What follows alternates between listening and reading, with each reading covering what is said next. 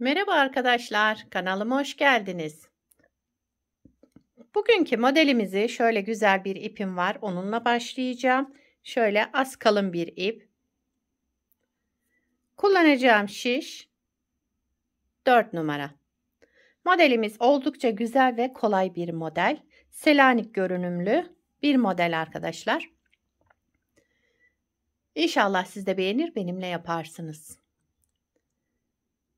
Model anlatımına geçmeden önce kanalıma abone değilseniz ücretsiz bir şekilde abone olup videolarımı da beğeniyorsanız beğeni yapmayı, yorum yapmayı, beni desteklemeyi unutmayın. Şimdiden hepinize teşekkürler. Dilerseniz yapım aşamalarına geçelim. Modelimize ilmeklerimizi çıkararak başlayalım. Şu şekilde ilmeklerimi 2 şiş ile çıkaracağım. Altının çok çekmemesi için 2 şiş kullanıyorum arkadaşlar. Şu şekilde birinci ilmeğimi çıkardım. Şöyle ilmeklerimizi çıkaralım. Bu model için 2 ve 2'nin katları, yani çift sayıda olması gerekiyor. İlmek sayımızın yapacağımız örgüye göre bu şekilde ilmeklerimizi ayarlayıp modelimizi kurabiliriz.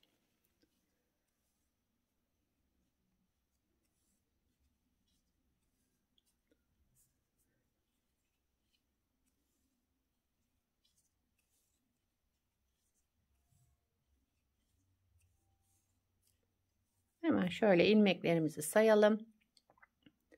2, 4, 6, 8, 10, 12, 14, 15, 16, 17, 18, 19, 20. 20 ilmekle modelimizi kurmaya başlayalım. Şişimin bir tanesini çıkardım. Şöyle yavaşça. Hemen modelimizi kuralım arkadaşlar. Birinci sıra ön yüzündeyiz. Kenar ilmeğimi ilk sıra olduğu için düz ördüm. Sıradaki 2 ilmeğimi, bakın 1, 2, 2 ilmeğimin ikisini bir düz örerek kestim sola doğru. Bir doladım.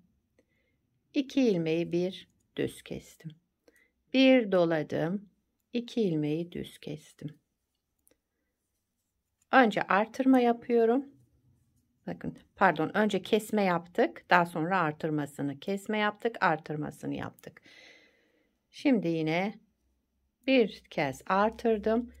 2 ilmeğimin ikisini bir alarak düz kestim. Bir artırdım. 2 ilmeğimi düz örerek kestim. Bir artırdım. Sıra sonuna kadar bu şekilde devam ediyorum.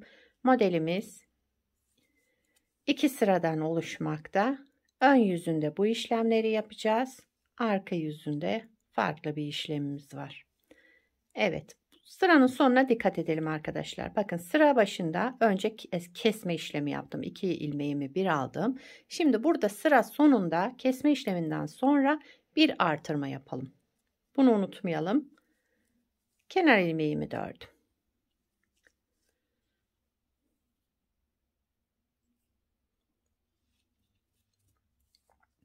İkinci sıra arka yüzündeyim modelin.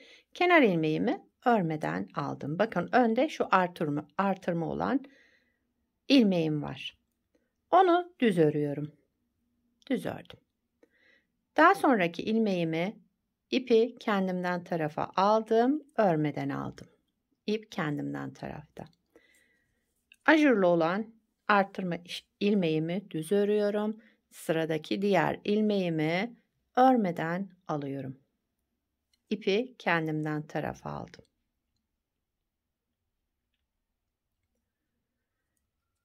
Bir düz, bir ilmek örmeden alalım.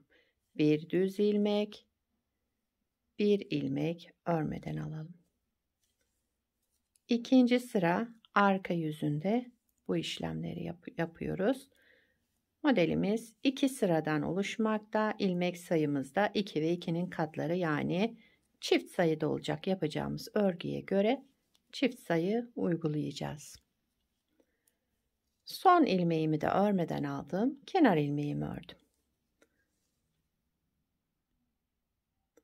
Model böyle arkadaşlar, bakın.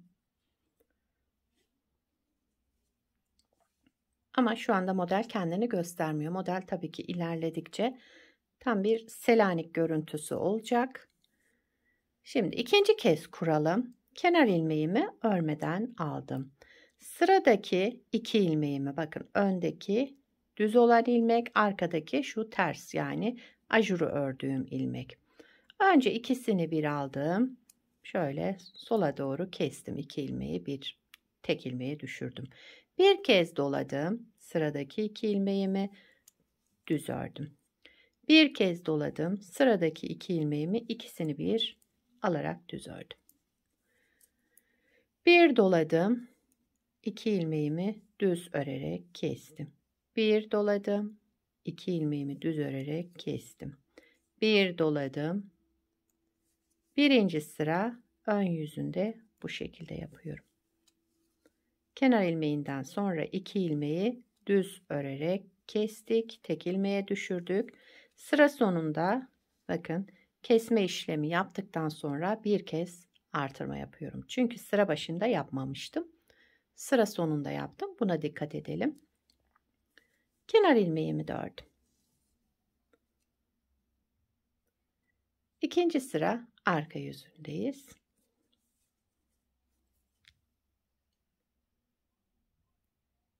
Kenar ilmeğimi örmeden aldım. Sırada bakın, ajurlu olan ilmeğimi düz örüyorum.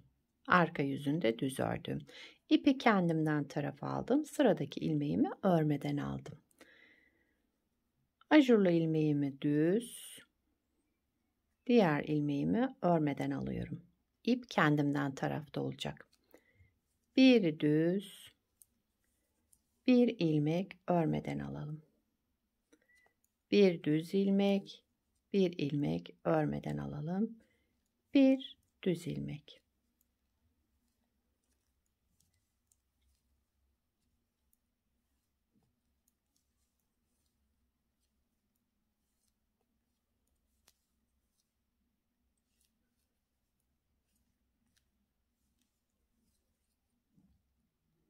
Son ilmeğimi de örmeden aldım. Kenar ilmeğimi de ördüm. Modeli 2 kez kurduk. Ama hala modelimiz tam ortaya çıkmadı, bakın. Yavaş yavaş belirginleşti ama dediğim gibi ilerledikçe daha şöyle iç içe girecek ve tam bir Selanik görüntüsü oluşacak. Yavaşça şöyle bir kez daha kuralım hemen. Kenar ilmeğimi örmeden alıyorum. Sıradaki 2 ilmeğimi ikisini bir düz örerek tek ilmeğe düşürüyorum. Bir kez doladım, artırma yaptım. 2 ilmeği ikisini bir tek ilmeğe düşürdüm. Bir doladım, 2 ilmeği bir düz ördüm. Bir doladım, 2 ilmeği bir aldım, düz ördüm. Bir doladım.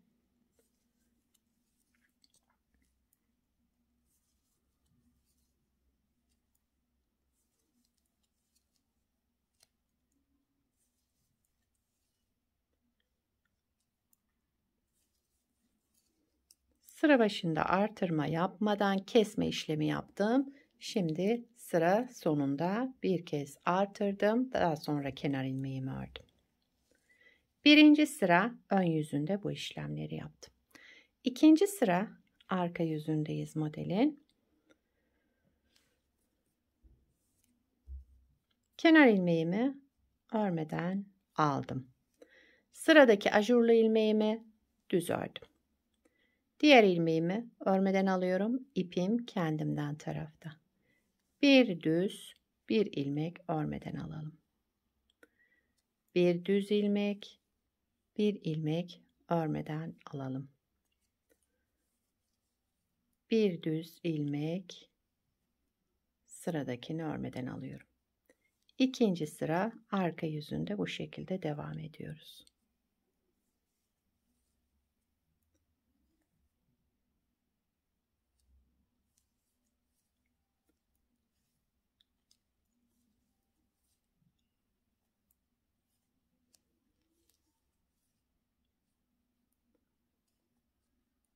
Kenar ilmeğimi de ördüm. Evet arkadaşlar, modeli 3 kez kurmuş olduk. Bakın modelimiz yavaş yavaş oluşmaya başladı. Şöyle güzel bir görüntüsü var. Bir de size şöyle daha önce yaptığım büyük bir parçayı göstereyim. Evet, bu da modelimizin ilerlemiş hali. Biraz elimi daha sıkı tuttum arkadaşlar. Bakın öyle de olunca şöyle bir görüntümüz var. Bunu da beraber yaptık.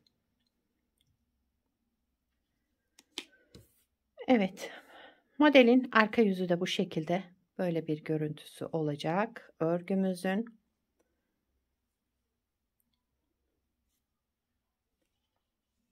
Gördüğünüz gibi aynı Selanik'e benzeyen bir model. Model oldukça güzel ve yapımı da çok kolay. Evet, modelimiz böyle arkadaşlar. Bakın, bu modeli istediğiniz örgüde kullanabilirsiniz. Yetişkin örgülerinde, çocuk örgülerinde, erkek örgülerinde hepsinde kullanabileceğiniz harika bir model. Sizler nelerde kullanacaksınız? Onları da yorumlarda belirtirseniz sevinirim. Beni buraya kadar izlediyseniz bir beğeni yapmayı, yorum yapmayı, beni desteklemeyi unutmayın. Şimdiden hepinize teşekkürler.